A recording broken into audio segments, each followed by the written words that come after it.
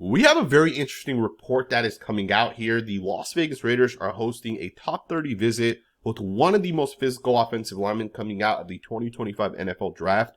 That is William and Mary left tackle Charles Grant. Charles Grant is one of my guys for this season, for this draft, I should say. He's a guy that with Anthony Belton, I think are going to end up being, absolutely all pro caliber players. I think both of these guys are going to end up being very, very good football players. And the Raiders are meeting with Charles Grant specifically, and I absolutely love this. Charles Grant has spoken in an interview with Justin M. here specifically from the Draft Network. He spoke with him and basically put it out there that teams are valuing me as an offensive tackle. And I kind of want to talk about what this means for the Raiders, because do the Raiders need an offensive tackle? I think it's questionable at this point. But we do have to also realize DJ Glaze was not a John Spytek pick. Spytek may easily say, hey, I'd rather put DJ Glaze on the inside, and I'd rather get my own offensive tackle that can protect Geno Smith long term. We're going to do a lot of five-man protection under the Chip Kelly scheme and system. So does it make sense to go out there and get an offensive tackle? Charles Grant, to me, is a phenomenal football player, and the tape definitely backs all of that up. When you watch this guy's tape, he is fast, he's explosive, the quickness out of his stance, and I know it was at William and Mary, but generally speaking, movement translates no matter what school you're at. Right? If you're smart enough to understand the angle you need to take on a block and you're able to make that block, that's going to translate no matter what. Now, obviously, there might be a small learning curve with a guy like Charles Grant, where he has to get used to the game speed. He has to get a little bit stronger, potentially, going from William and Mary to the NFL. But I have no issue with what we saw on tape and in not potentially translating. Right? I think this guy's going to be a really, really good player at that next level. But it's not just the physicality that this guy shows, right? It's the athleticism that teams really appreciate. And I think for the Raiders, you could potentially shore up your offensive line, bringing in a guy like Charles Grant. Now, it will be interesting. I'm not sure if he's a first-round pick. I'm not sure if I'd say, hey, he's the 6th overall pick for the Raiders. I'll be honest, though, if the Raiders felt that this guy's worthy of the 6th overall pick, I would be okay with that, right? If they actually felt that way. I don't 100% know because we did not see him at the Senior Bowl. I don't know if you guys remember, but this guy was the first invitee to the Senior Bowl. There was an entire story that the Senior Bowl put out with Charles Grant being like that first invitation.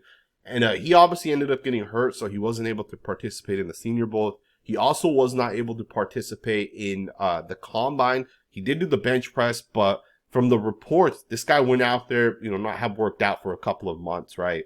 And it's interesting nonetheless, right? So we'll see what ends up happening. I do also want to just kind of give you guys the measurements. Some people are saying, should Charles Grant jump to the inside? Which is something I personally said with Grant a ton, right? I've been very open about this. If Charles Grant wants to be an all-pro player, I think at guard it makes the most sense. But I do also think as an offensive tackle, he's definitely going to be able to play that position as well. So he did still end up doing his measurables at the Senior Bowl. He got measured in at 6'4", weighed 300 pounds, the arm length 35 inches. And I always say this, it's not about the height with these guys. It's about the arm length. It's always about the arm length. A guy that has 35-inch arms and then another guy that has like 32.5-inch arms or 32.25-inch arms. The difference of this much makes a big difference, right? 3-4 inches makes a massive difference. 35 definitely checks out. And I think the NFL has kind of been going to shorter offensive linemen that are like quicker and more explosive. I think we've seen that shift over the past couple of years where, height doesn't matter as much, right? It's kind of the arm length that matters more so than the height. But Charles Grant, to me, is a guy that I would love for the Raiders to bring in. And we'll see what ends up happening, right? But one of the key things for the Raiders will be if DJ Glaze is not your right tackle and you'd rather have DJ Glaze jump in to maybe right guard, maybe left guard, and then you potentially bring in a guy like Grant, does this guy start day one for this team? And at the same time, where do you actually draft him? Is he worthy of the 6th overall pick? If you try getting him in the 2nd round, I don't think he's actually going to be available in the 2nd round. I think Charles Grant's going to get picked somewhere between picks 20 and like 35, right? I'd be very surprised to see him go outside of that. I think Grant's going to end up being a very, very good football player. Now, I will also say this, if there is a chance Grant is there in the 2nd round, maybe the Raiders feel like this guy could be a really good guard for the Las Vegas Raiders, especially given the fact that we're going to be running a lot more outside zone, a lot more wide zone. Chip Kelly's going to get these offensive linemen out in space. I think Grant could definitely make a lot of sense in that instance. But, given you're running more zone runs, wide zone, outside zone, It also makes sense that DJ Glaze, he's on the slower side for offensive tackle. It also could make sense to move him potentially to the inside. So it's going to be interesting, man. I do think John Spytek does have a plan to kind of revamp that offensive line. I love the fact that we were able to bring in Jackson Powers-Johnson last season. I think Powers-Johnson is going to be a top 2 or 3 center this year, right? I think he's one of the greatest center prospects we've seen in the last 10 years. I also think Colt Miller's a franchise left tackle, and he proved it, right? Last year, I think he had like 5 sacks given up in the first 4 games, and then outside of that, he gave up like 1 or 2 sacks the rest of the season.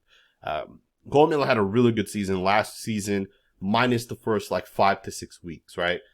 And I think Colt Miller will bounce back this season. He's 28 years old, has 4 or 5 good prime years left. Powers-Johnson's a solid center. You bring in another guy like Charles Grant, or maybe it's Anthony Belton, another guy that I'm very high on. You bring one of those 2 guys in, and the offensive line looks so much better going into this season.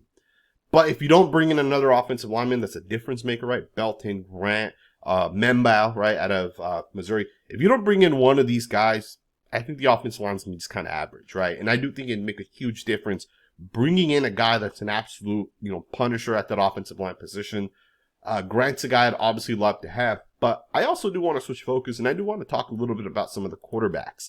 If you guys don't know this, yesterday, Russell Wilson ended up getting a contract, and he ended up signing with the New York Giants. And I want to talk about what's kind of happening right now at that quarterback position, because we got multiple quarterbacks that have signed deals, essentially, right?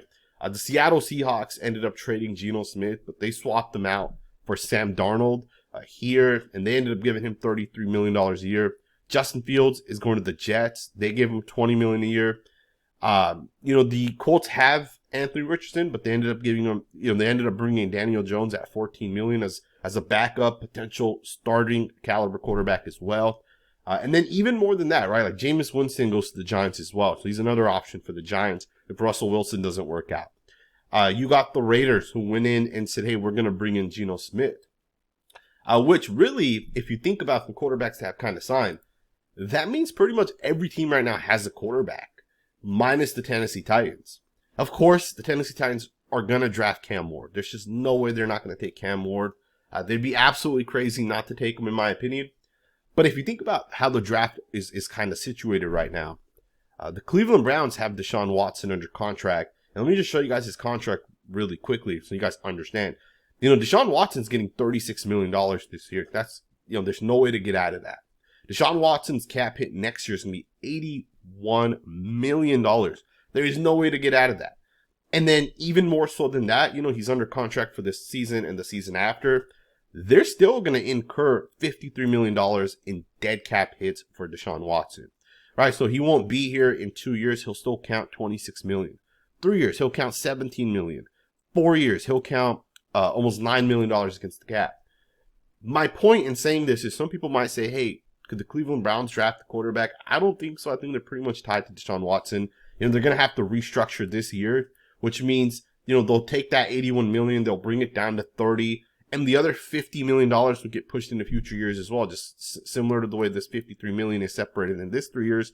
They'll add another $50 million into these 3 years, right? So again, the Browns are stuck with a quarter with Deshaun Watson, essentially, right? If they did decide, hey, we're going to go in with the quarterback, they're basically going to be in cap hell for the next 5 years. There's just no way to get out of that.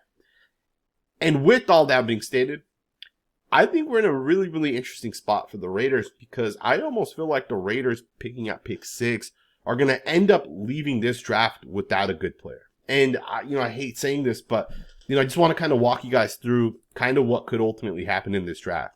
Now, I think obviously it's going to make the most sense. Cam Ward goes 1 to the Titans. I don't think the Browns are going to end up taking a quarterback. Again, it just doesn't make sense. To me, they can either go with an edge player and Abdul Carter. I think they'll end up picking Travis Hunter, though, because Travis Hunter can play wide receiver. And I think the Browns need wide receivers. So they're going to bring in Travis Hunter. That's going to leave Abdul Carter to go to the New York Giants.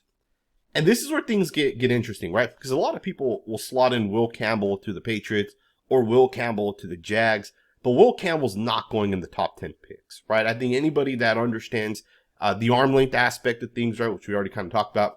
But if you guys understand, guards aren't going in the top 10 picks. And We saw this with Peter Skronsky, who ended up going pretty high. Even that, I think the Titans regret taking him because, you know, he's a good offensive lineman, but Tyler Smith's a lot better. Tyler Smith went way lower, right? No one's going to take Will Campbell in the top 10, right? So I think what's more realistic to happen is I think there's more of a chance that the Patriots end up saying, hey, let's take Ashton Jeanty, who's the best playmaker on the offensive side, arguably, right, with Travis Hunter.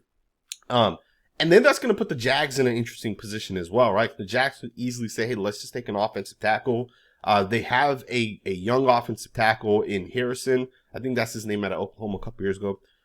They don't really have a left tackle that they can kind of rely on. Now, they can go wide receiver, but who are you going to take with the 5th overall pick at this point? And if you don't go with the wide receiver, I think they could easily say, let's take the offensive tackle, Armin Mundau out of Missouri.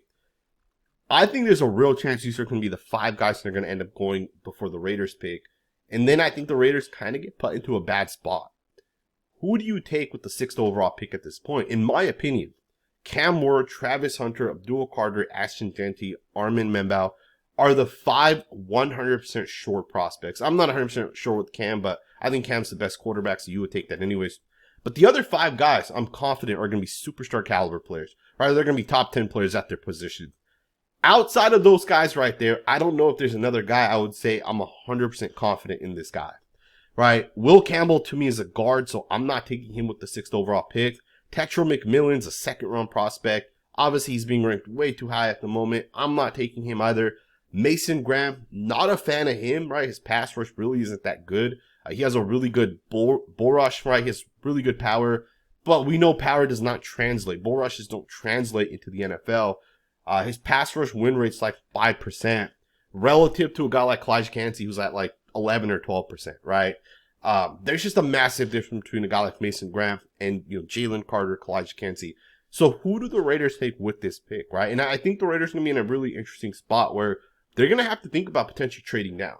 Now, if 2 quarterbacks go, which I don't think is going to happen, the Raiders could end up getting one of these prospects.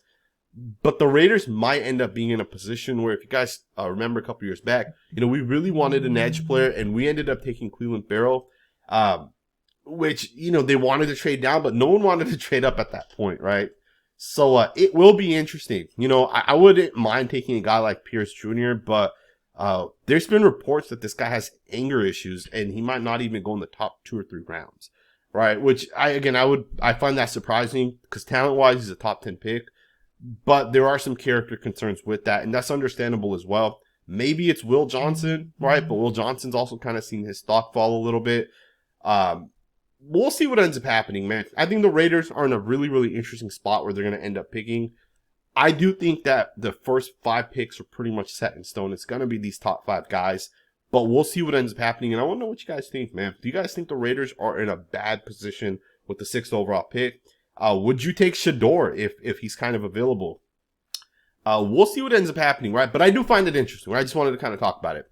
I do find it interesting that multiple teams have said, hey, we'll sign Justin Fields to a $20 million contract. We'll sign Russell Wilson and Jameis Winston, and we'll come, you know, in combination, pay them $15 million. Teams have said we'll rather take the veteran quarterback. The Raiders with Geno Smith, the Seahawks with Sam Darnold, even the Saints committed to Derek Carr. You know, we'd rather go with those guys than to potentially get the 2nd quarterback in this class or the 3rd quarterback, right? Some people think Jackson Dart's better than Shador. I don't know if I agree, but it looks like teams aren't 100% sold on these quarterbacks coming out. That could mean the Raiders don't end up getting a good prospect when their pick kind of comes around. But I want to know what you guys think about that, man. Let me know what you guys think in the comments below. What are your thoughts on Charles Grant? Would you take a right tackle with the 6th overall pick if Grant's the only other option? Or let's say he's available in the 2nd round. Would you take him? Would you put him at guard? Would you put him at tackle? Let me know what you guys think, man. Thumbs up, subscribe. Make sure to leave a comment down in the comments below. And I will see you guys next time with another video.